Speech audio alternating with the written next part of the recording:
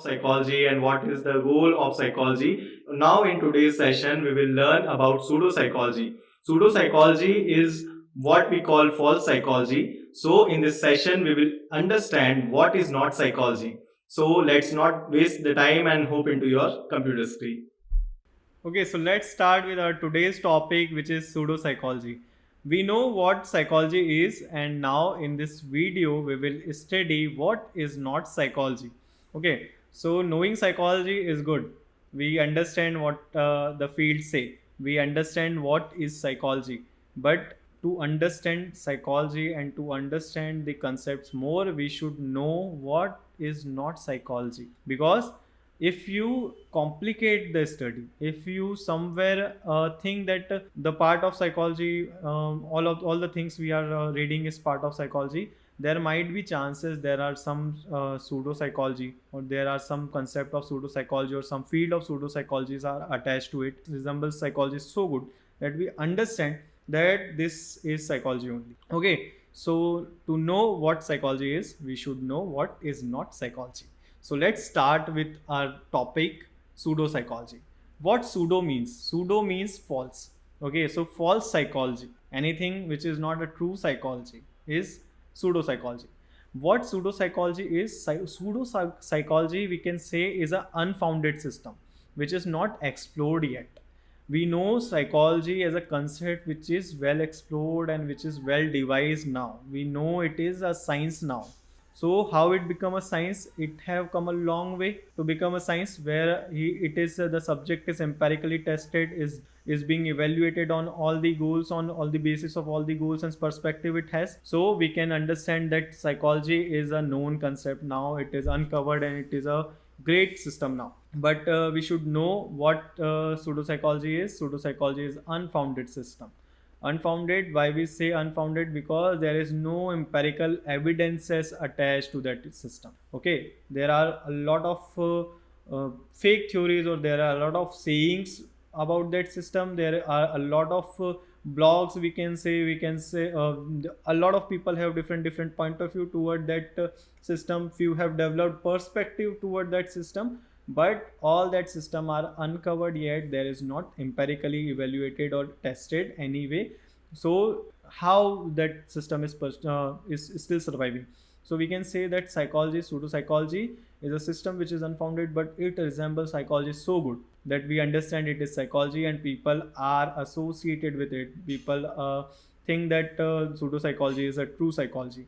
So they are appear as science somewhere, but they are actually false. Somewhere they resemble science also, that this thing is this is, and they provide some logical reason which are so, we see that reasons and we understand this reason, and we see that these reasons are so rational. Okay, but no, pseudo psychology, what they do is they pick up some concept, they pick up few concepts where from psychology, from science, from everywhere, and they form it as somewhere, and they use them how they required, है ना? They use them, the concept they acquire from psychology, science, they use them according to their needs and develop a system and say that we have a system. No, they do not have system that appear and that look. The evidence seeks so much, like they seek for confirmation. So what, how they are sustaining? They are sustaining by borrowing, or by having a concept from a different science or different field, and then they enroll that system, and they enroll that theory in their subset system, and then they look for confirmation bias, and they look for people who want confirmation bias. So what they do is, if people with confirmation bias, they they approach the whole society, and from that society the people with confirmation bias accept it. Okay, accept that system. So that is how that system is so much growth now. So, the pseudo psychology is so much around our city. Now you will be thinking, what is pseudo psychology? What am I talking about? What is that system? We have never heard about the system. Pseudo psychology is a term for a lot of fields which claim to be psychology. So now let's go and check what are the fields, and what are the fields claim that we are psychology, and why, how they do it, and how they are doing it. So First, let me explain you that all the sciences I will share to you, all the field I'll share to you. Somewhere you can laugh that how typically arrogant behavior it is of any person to develop a system which resembles psychology. How stupid idea it is, and no one believes it. But listen, if I am sharing it, if I am showing you some system, they are in society and they have done so well, okay, and they sustain some way and they have survived some way that they are in the books also, okay. So first let's study the first pseudopsychology is phrenology. What in phrenology? Phrenology is just like look at to my face and say what type of personality I have. Similarly, the phrenologists in earlier times used to explore the skull. They explore the skull, they look for the bumps in your on your heads, and they say that this part signifies moral values, and that the person is having bump there, so he is morally inclined, he is morally correct. And then if his father or then, but he don't follow any moral principle, he will follow, he will follow certainly, he will follow in future. Something is stopping it. Change your culture of your home, change the practice this thing. They what they do is they feed that thing, they feed that thing in person, that you are morally correct, you are morally correct. And that person look at, oh, I have bump, I am morally correct. So he talk to his friend and say, I have this bump, I am morally correct. So how phrenologists sustain? They devise a whole map for the skull. They devise, literally they devise firmness, where is firmness, where is communication skills, where is impulsivity, where is morals, where is relief in this brain, where is calmness, where is stress management is there. So where is stress? So they just look at the bump and say that this bump is signified the thing, and we have studied, we have record for it, we have a map for it, and they say that this bump signifies that this thing. So they have a chart for doing it, they have a map for doing it.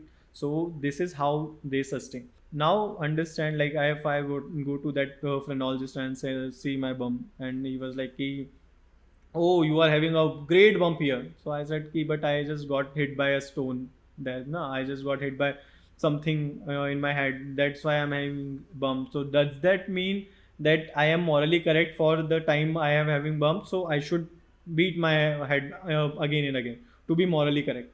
Okay. So that is how stupid that system is. But somewhere it confirm that the concept of confirmed bias helps phrenology to survive and to grow. Second is astrology. First, my hand folded request to any student whose father mother is astrologist. I am not talking about the astrology, Vedic astrology. I am talking about the daily horoscopes and the daily astrology we see in newspaper articles and on news channels also. We now there are news channels. So okay, so listen, the Libra people, you guys are going to be like this. So we are not talking about the Vedic astrology, because in Vedic astrology all the sun signs are not by the birth, not by the birth, like the Western societies say, if you are in 28 October to 21 October, you are like this person, you have this sun sign. It is not. Vedic astrology study the stars, they study the exact position of a star at the time of birth and decide what sun sign the person have. So it could be scientific, it could be, it have some system attached to it. But just because you are born on this day, that means that all the planets are inclined, and all the planets deliver you as a this type of sun sign you have. So daily horoscope use a lot of tricks which are similar, which are the shared concept in psychology. They use that thing and deliver something which looks so scientific, which looks so logical, and people feed their brain with that stuff and feel the same way. Okay, so that is how astrology have survived till now. We understand what how phrenology sustained and how phrenology survive in their time, and now how astrology still, if you open any newspaper, you will see daily horoscope and you'll see, oh, I am Libra, so I have this type of quality, I have this, and if we do assessment, we'll find that no qualities are there. You do not have a outgoing extrovert personality, but your sunshine said you are an extrovert personality. Okay, so we say ki exceptions are always there. Astrology say exceptions are always there. No, in psychology there's no exception. Psychology, there are a lot of things which are true, and if there is exception, we research it, we form a theory, and there is no exception anymore. So this is how a subject, this is how a system deal. Okay, we learn from our mistake, we learn from our loopholes, and then we develop a system which is so good and without any exceptions. Okay, now I'm not saying that chemistry is something which is not true. Chemistry is true, but it do have exceptions. Now the fourth thing, palmistry. See my hand and tell me how long I'm gonna live. You guys know that this is birth line, this is this line. Okay, what about the person without hand? We'll see his legs. What without legs? Okay, so how stupid it is to be a palmist, or how stupid it is to say things by just looking to someone's hand. What palmists do, it is similar concept like what phrenology, but phrenology is now like no more, but palmistry is there. Palmistry studies, like a lot of people are uh, having palmist for their job concern, for their business concern. They go to palmist on a regular basis and see him like, tell me when I'll grow, when I'll this thing. Okay, so similarly, like phrenology, what is the difference between palmistry and phrenology and astrology? The palmistry is mixture of phrenology and astrology. Okay, so what we have done is, we have some issues with phrenology. We have some issue with the daily horoscope astrology. We mix it and develop a new concept which is palmistry, where we have a map of the hand, where we can say this is this signify leisure, this signifying this finger is for this finger is for this finger is for this. I think all the fingers are to just to eat food. That's what I think. But they say this finger is for this finger is for this signifies. So they map, they created a chart also. Okay, they got a lot of things like, the bumps are there, lines are there, everything is there. So this is how they develop a chart, and now they are doing what, they are predicting the future also.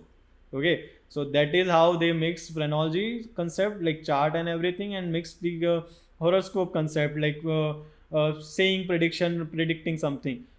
What they do is they also feed in your brain that you are type of person that and that's how it is surviving.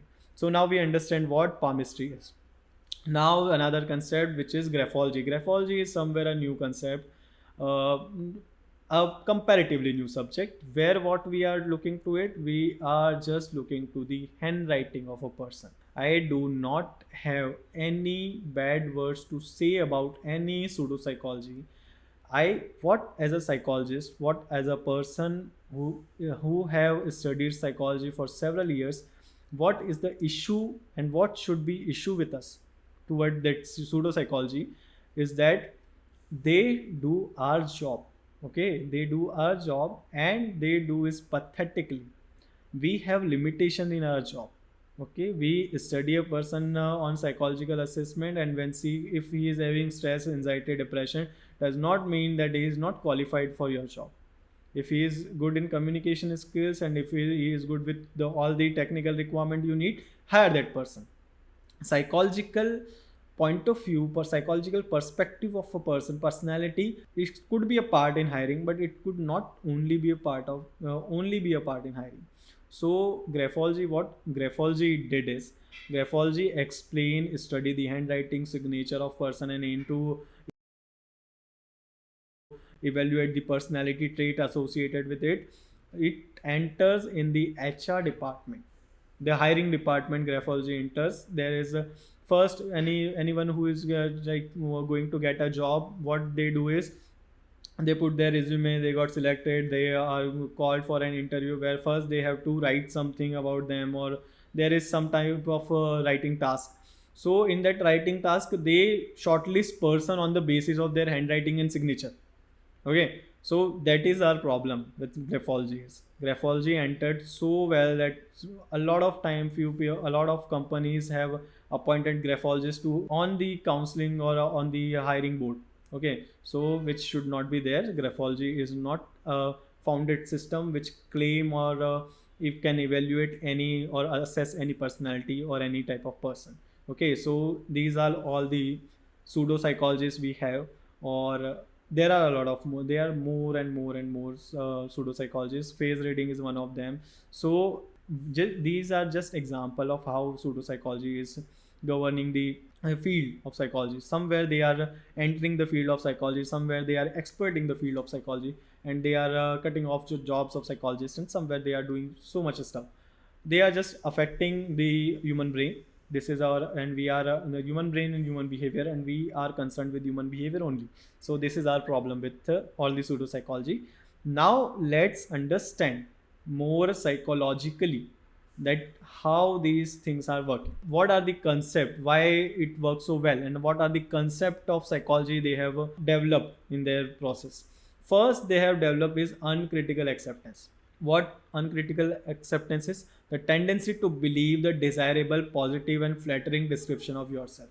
You are a great person. You look like somewhere you are angry, and you show somewhere you are impulsive, but you never want to hurt anyone. You are so caring person. You love your mother so much, and you are a person with a good heart who have come a long way, survived a lot. And what you have seen, if someone have seen, they might reacted in other way, but you manage it so well. You are a great person indeed, and you will do good in future. What I did is I just said some positive qualities about you which you cannot deny. Okay, so this is how they work, this is how they flatter you, and you are like, yeah, okay, your result is going to be like this, your wife is going to be like this. Okay, so all the things they say. Why? Because you are a great person, you are the, so that is how they do this thing. Uncritical acceptance is there, and how they practice uncritical acceptance by just saying desirable quality, because no one will deny from it that no, I am not a good son. No one will say that. Okay, no, I am not a, in some way a person with some exceptions are there. Okay, so exceptionally some people can not agree to it, but they are attacking what? They are attacking to a huge population. They just want to survive. They don't want to create a revolution in the world. They just want to survive. So anyone who is accepting their thing, and who is like good and who is like okay with the flattering, is their thing to survive. That is how they are surviving. Now positive instances in that description of your profile, what they do is ki they add both type of things. They add the positive side of it. You are impulsive, you are not so much impulsive, but when something is said against your family, or when something is said, or a temperament, your level is crossed, you are the worst person alive. So what they did is they did, if some person is not if some person is not don't get angry, they will be like, yeah, I don't get angry, might be I haven't touched that, no one has touched that amplitude. Okay, no one has touched that threshold, hai na? So I am like this, and I am not angry now, and I am not impulsive, and I haven't showed any temper tantrum till now, but somewhere if they touch my threshold, I can show. So they said a thing which is either way correct. So what we do is the way it work is, remember the apparent hits, which is good, which is okay, which is right about you, and ignore the message which is not about you, okay, which is not right about you. So that is how positive instances work. That is how uncritical acceptance work. Now the third, Barnum effect. Barnum effect is said by P.T. Barnum. Who is P.T. Barnum? He is not a psychologist. He was an entertainer in circus. He was a performer in circus. So what P.T. Burman, all the Burman shows are were like so good, did so well. Her circus did so well. He was a great entertainer. People love his performance. There are a lot of variety of audience have come, and he traveled the world. Somewhere he traveled the world, and he enjoyed the attention. And somewhere all the shows were, we can say, all the shows used to be houseful. Why he was doing so? So a lot of time people interviewed him and said, so P.T. Barnum then revealed the secret why he is having so much good shows. He must be said it in some later stage after collecting so much of money, that whenever I am on stage, I always bring something for everyone. If I have a child in my audience, I have a joke for the child, I have an act for the child, I have an act for the old age person, I have an act for divorced woman only, I have act for a divorced man, I have act for a married couple. I have act for a sad person. So I have act for everyone. I have a little something. Not everything I go with same audience. No, I don't study the audience.